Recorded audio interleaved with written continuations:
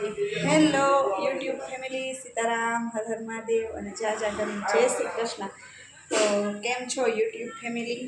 અને આજે તારીખ થઈ ગઈ છે 19/7/26 અને સમય થઈ ગયો છે 11:35 જેવો સમય થયો છે. અને નાનકડો એવો દીપ્તિબેનનો મિની બ્લોગ આવી ગયો છે. એટલે તમે જોઈ શકો છો કે દીપ્તિબેનનું ઘર નથી, આ છે મારું મમ્મીનું ઘર. અને આપણે જો કામકાજ કરીને ફ્રી થઈ ગયા છીએ. તમે જોઈ શકો છો મસ્ત મજા જો કચરા પોતા ફળિયામાં થઈ ગયા છે. પોતા પોતા ચકચકાટ કર નાખ્યું છે. વાસણ ને થઈ ગયા. જોકે વાસણ આપણે નથી ટકતા, વાસણવાળા બેન આવે છે. અને મશીન જોઈ ચાલુ છે, મશીનમાં કપડાં ધોવાઈ ગયા છે. એટલે આપણે અડધું કામ ફિનિશ થઈ ગયું છે. અને હા, હવે કિચન તરફ એન્ટ્રી લઈએ તો કિચનમાં પણ એવું છે કંઈક કે રસોઈ બની ગઈ છે. ભત્રીજાને મમ્મી બહાર લઈને ગયા છે અને આપણે રસોઈ કમ્પ્લીટ કરી નાખી છે. અહીંયા બનાવી નાખ્યું છે ચોરી બટેકાનું શાક. અડધું મમ્મી બાફીને ગઈ હતી, આપણે ડાયરેક્ટ વઘાર કરી નાખ્યા.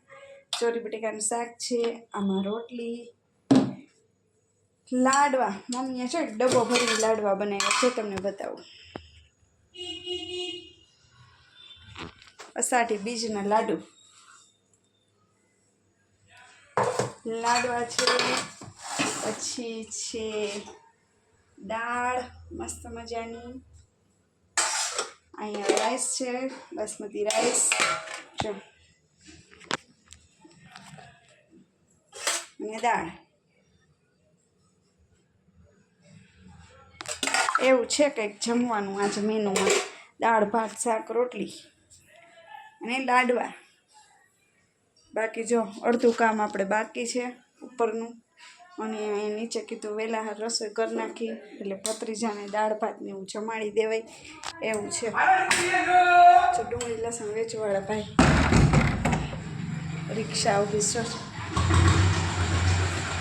આવું છે આપણા સ્વીટ હોમની મોજો. ગામમાં સાસરીયું, ગામમાં પિયરિયું એવું છે.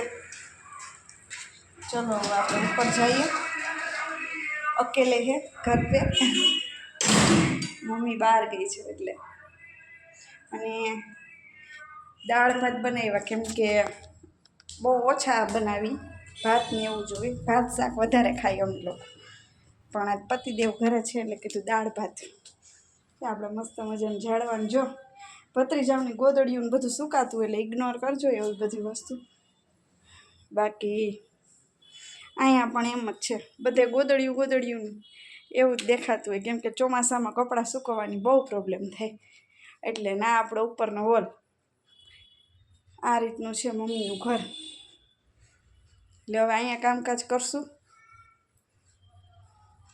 અને લાઈવ આવીશ રાતે. કેમ કે અહીંયા છું ને ત્યાં સુધી હું એક ટાઈમ જ લાઈવ આવીશ, 2 ટાઈમ લાઈવ શક્ય નથી બનતું.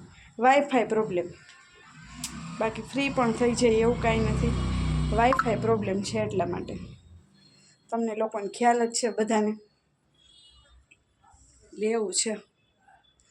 તો ચલો હવે આપણે લાંબી ગપસપ નહીં કરીએ.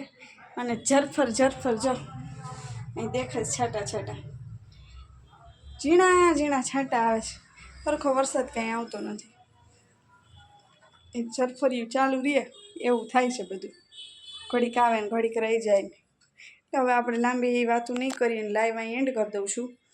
અને સાંજે 9 વાગ્યા પછી હું લાઈવ આવું છું, તો લાઈવમાં જોડાઈ જજો.